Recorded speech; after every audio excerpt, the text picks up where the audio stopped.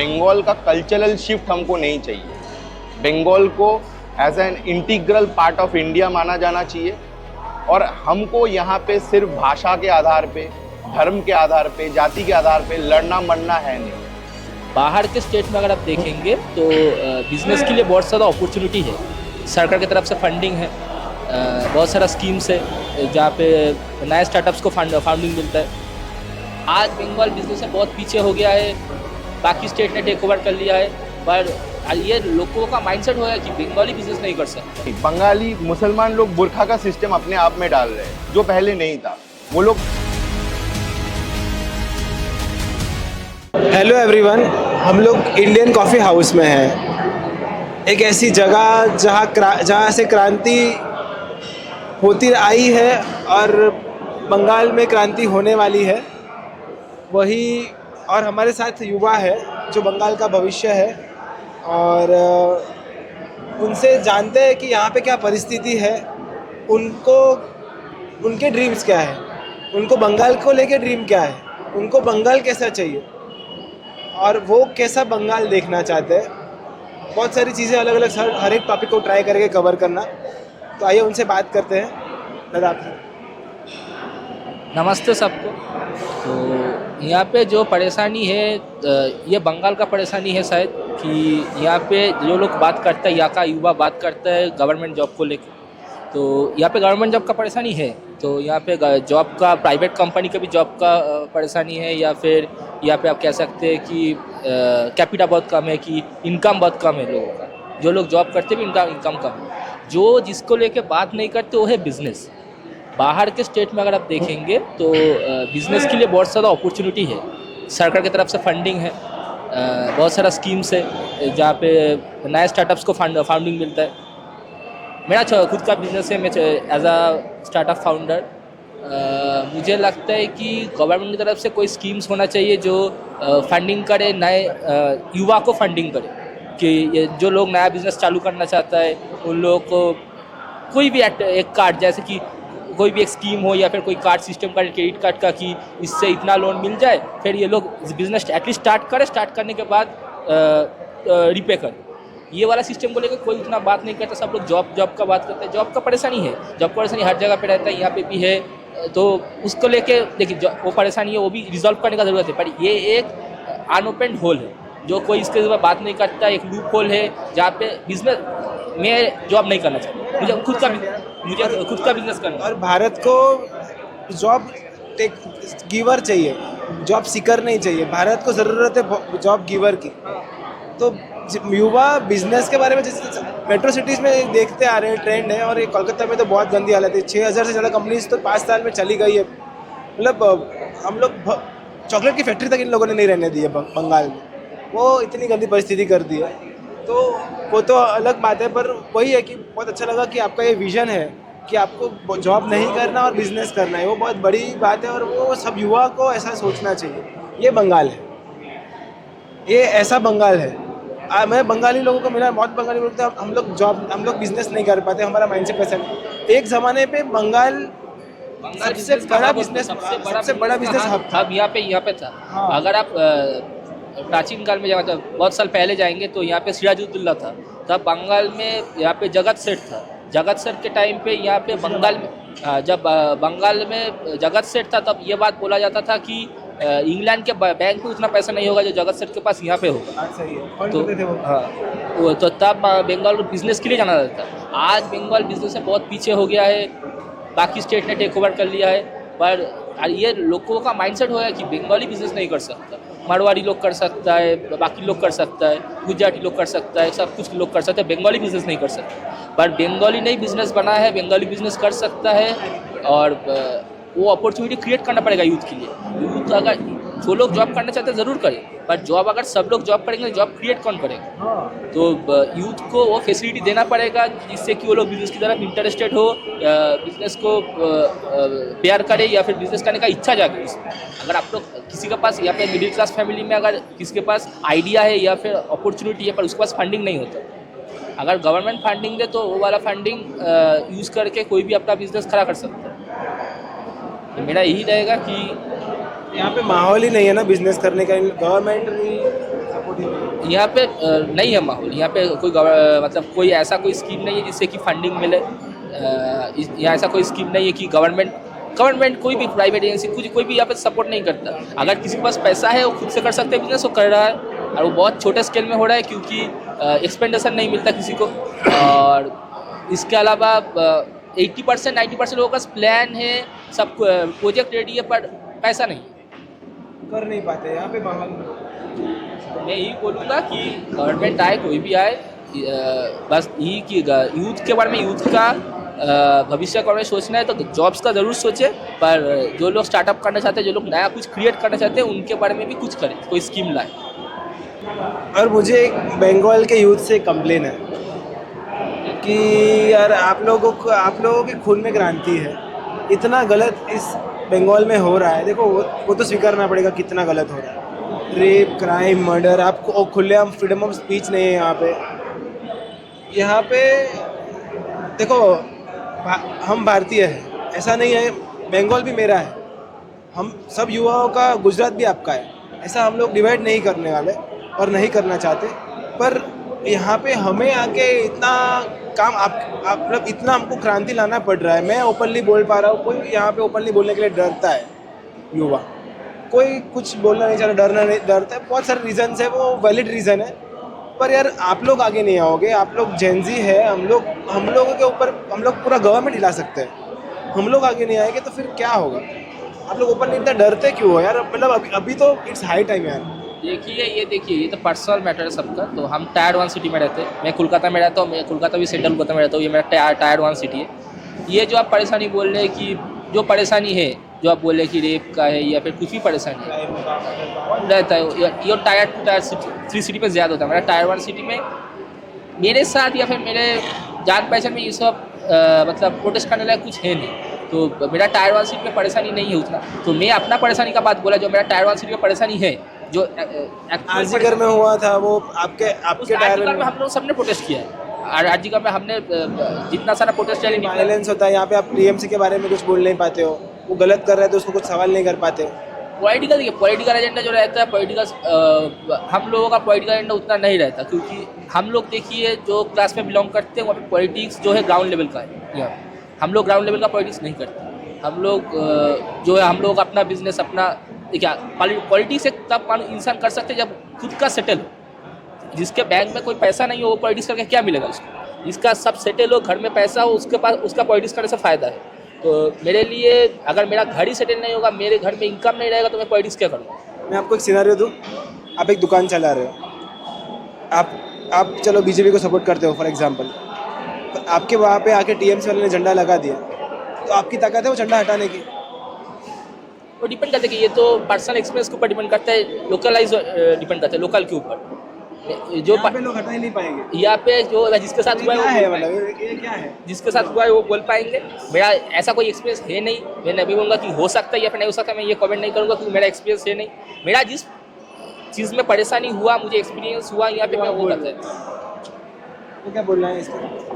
नहीं, मेरा बात जहाँ से शुरू होता है, मैं ऋषि अरविंदो को कोट करना चाहूँगा, ठीक है, कि भारत जो है वो अपने सिर्फ और सिर्फ मटेरियल इंटरेस्ट के लिए नहीं बना हुआ है, वो पूरा विश्व के लिए बना हुआ है और साथ ही में ऊपर वाले की सेवा करने के लिए बना हुआ है। अब ये आता है बंगाल की भूमि में, तो हम बंगाली है, हम लोग इतने सालों से इतिहास गवाह है कि हम लोग एक साथ रहने वाले इंसान रह चुके हैं, हम लोग इंसान बन के इंसानियत के साथ रह चुके हैं। और माहौल जो दिन ब दिन जा रहा है, कोई अच्छा पढ़ा लिखा लड़का पॉलिटिक्स के साइड में आना नहीं चाह रहे हैं। हम लोगों ने कांग्रेस में पी चिदम्बरम को देखा, डॉक्टर मनमोहन सिंह को देखा, शशि थरूर को देख रहे हैं। अच्छा, भाजपा में हम लोग सुधांशु त्रिवेदी जी को देख रहे हैं, अमित शाह जी को देख रहे हैं। इधर में मोदी जी तो है ही हमारे प्राइम मिनिस्टर, उनका कुर्सी के लिए एक अलग सा रेस्पेक्ट है, ठीक है। हम लोग फॉर एग्जांपल पकड़ भी लेते हैं कि in the state of West Bengal यहाँ पे क्या माहौल है कि हमने ममता बनर्जी को देखा। ये असत्य बात नहीं है कि उन्होंने पढ़ाई लिखाई की हुई है। इसके पहले जो है हमने ज्योति बोस को देखा, बुद्धदेव भट्टाचार्य को देखा, या फिर हमारा सबका अपना डॉक्टर, ठीक है, डॉक्टर बिधन चंद्र राय को भी देखा। माहौल जैसे बनाया जा रहा है दिन ब दिन, पढ़ा लिखा युवा जो है वो पॉलिटिक्स में या फिर राजनीति में आना नहीं चाह रहे हैं, क्योंकि अगर कोई आ रहा है, अगर उसके पास पावर नहीं है, बैकअप सपोर्ट नहीं है, मॉनिटरी पावर नहीं है, वो डर किस लिए रहा है कि भाई मेरे ऊपर 10 केस लग जाएंगे अगर मैं कुछ गलत बोलूँगा तो। यहाँ पे बोलना गलत बन जा रहा है। ये प्रॉब्लम है कि अगर सरकार का भूमिका में, सरकार के भूमिका में कहीं पे अगर समस्या है, वो पालन नहीं कर पा रहे हैं, तो शिक्षित जो इंटेलेक्चुअल क्लास होता है वो हमेशा के लिए ये होता आ रहा है कि उनका गलतियों को उनके सामने टेबल पे रखा है। अब यही अगर बंद कर दीजिएगा तो हम फिर वही जा रहे हैं मोनार्की की तरफ, फिर वही राजा रानी के सिस्टम की तरफ हम लोग बढ़ रहे हैं। तो भारत एक डेमोक्रेसी रहेगा या फिर भारत में कोई भी, मैं स्टेट में विश्वास नहीं रखता हूँ, भारत पूरा हमारा है, ठीक है। और किसी दिन मैं इसके ऊपर भी मतलब 2 बार नहीं सोचूंगा कि किसी दिन अगर पाकिस्तान भी हमारा हो जाए, एकदम ऑन कैमरा बोल रहा हूँ, ठीक है, वो भी हमारा ही था। तो हम लोग ये डिवाइड एंड रूल वाला पॉलिसी ब्रिटिश सरकार से सीखे हैं, ठीक है, हम लोग उसको आगे कैरी फॉरवर्ड कर रहे हैं, यहाँ पे प्रॉब्लम हो रहा है, ठीक है। हमारा सेंट्रल गवर्नमेंट पूरा दम से कोशिश कर रहा है कि ये डिवाइड एंड रूल पॉलिसी ना हो। कहीं कहीं पे हमारा स्टेट का सीएम भी बोली है, पर उतना इफेक्टिव नहीं रहा है।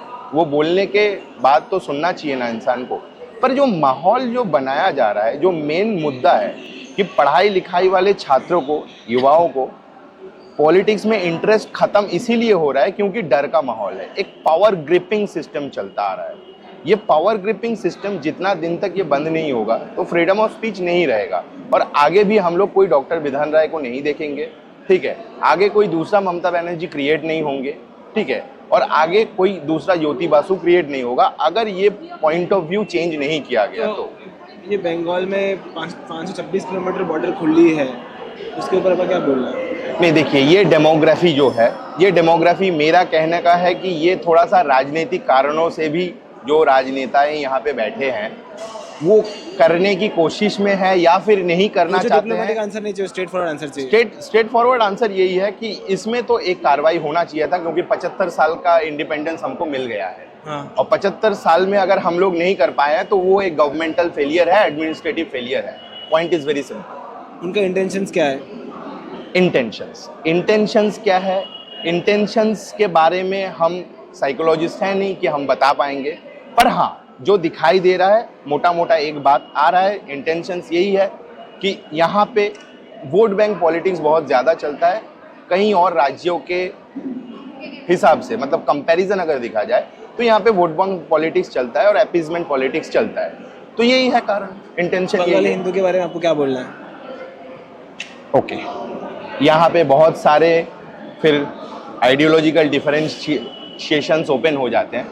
हमेशा से हम लोग राम मोहन रॉय जी को देखे हैं, ठीक है, हमेशा से हम लोग विवेकानंद जी को देखे हैं, हमेशा से हम लोग, मैं खुद रामकृष्ण मिशन नरेंद्रपुर का स्टूडेंट रहा हूँ। तो हमारा जो आइडियोलॉजी है, जैसे हमारा ग्रूमिंग हुआ है, तो हिंदुत्व का कॉन्सेप्ट हमारे लिए कुछ डिफरेंट है, ठीक है, ये अपना बिलीफ है, हर एक का अपना बिलीफ होता है। वहाँ पे कहीं कहीं पे मुझे लगता है कि हाँ, जो रिसेंट जो खबर में आया, जो रिसेंट न्यूज़ जो खबरें आ रहे हैं, वो तो एक गलत बात है, वो तो साफ तौर पे दिख रहा है, ठीक है। बांग्लादेश में हिंदुओं के साथ हो रहा है, वो कैसा है? हाँ, वो अभी यहाँ पे यही बात पे आते हैं कि जहाँ पे जो माइनॉरिटी हो गया और जहाँ पे मेनली जहाँ पे हमारे धर्म के लोग माइनॉरिटी बन गए, वो बांग्लादेश हो सकता है, वो पाकिस्तान हो सकता है, वो अफगानिस्तान हो सकता है, वहाँ पे बहुत जुल्म होता है, ये फैक्ट है, ये बता रहा है। और करीब से करीब 16% जो माइनॉरिटीज़ थे, अभी वो घट के 8.23% में आ गए हैं। ये मैं 2 साल के पहले का डेटा बता रहा हूँ, अभी का हालत पता नहीं है। ये जो इंटरिम गवर्नमेंट रहा है, इसके बीच में जो सब हुआ है कांड, इसके बारे में डेटा तो अभी पब्लिश्ड है नहीं गवर्नमेंटल वेबसाइट्स में, तो इसके बारे में जिसका डेटा है नहीं, हम बता नहीं पाएंगे। पर ये है, समस्या तो है और we can not deny it. आपको लगता है कि 20 मुसलमान के घर में एक हिंदू सेफ नहीं है और 20 हिंदू के बीच में एक मुसलमान सेफ है? अच्छा, इसमें जो है, इसमें कुछ कुछ जगह में लोकल लेवल पे जो है ये डिपेंड करता है, मैं बोलूँगा, क्योंकि हमारे दादाजी जो थे, उनका नाम लेके मैं बता रहा हूँ, श्री पंचानन राय, उन्होंने, उनका फादर ने और मेरे पापा ने मिल के वहाँ पे गांव जो है लाके बसाया था, डिफरेंट कम्युनिटी का, डिफरेंट जो मतलब रिलीजन का और हमारे डिफरेंट कास्ट का, ठीक है।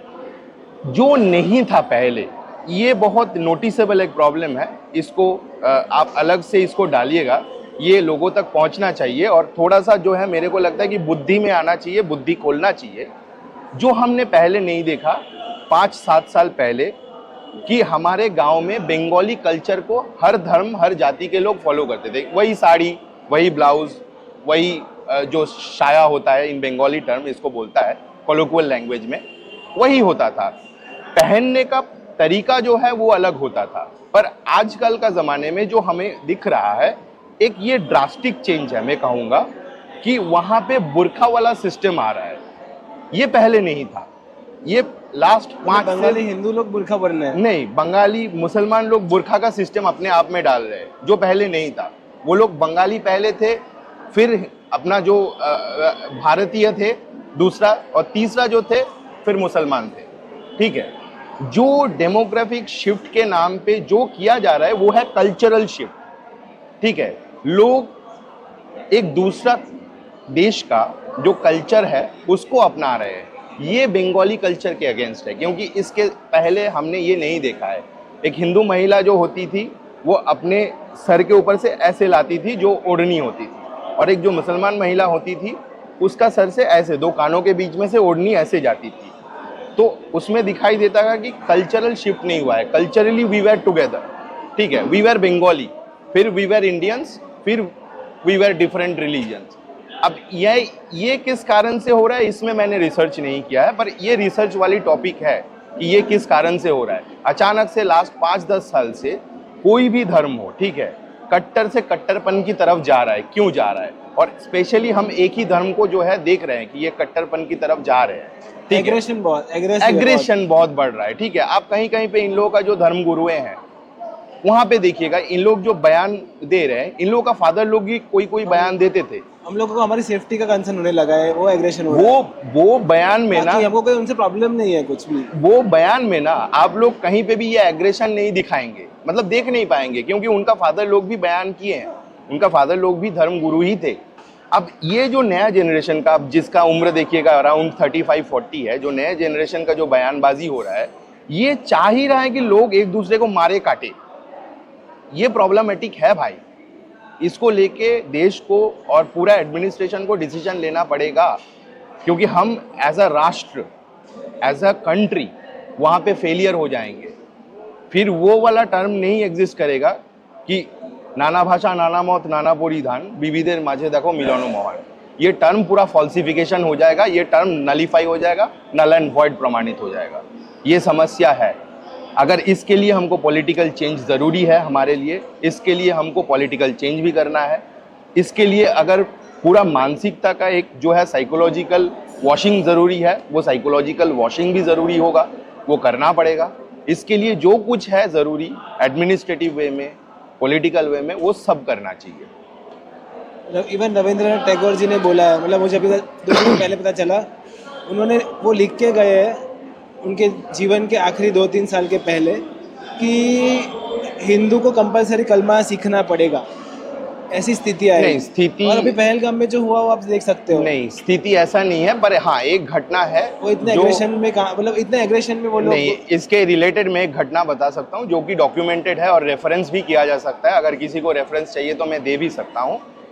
उनका जो दादाजी है श्री देवेंद्रनाथ टैगोर जी, ठीक है, उनका जो राइटअप्स है, डिफरेंट पोएम्स हो सकते हैं या फिर जो सांस्कृतिक जो लेखनी होता है, वो सब कैलकाटा यूनिवर्सिटी के बंगाली डिपार्टमेंट के अंतर्गत करने की कोशिश किया गया था।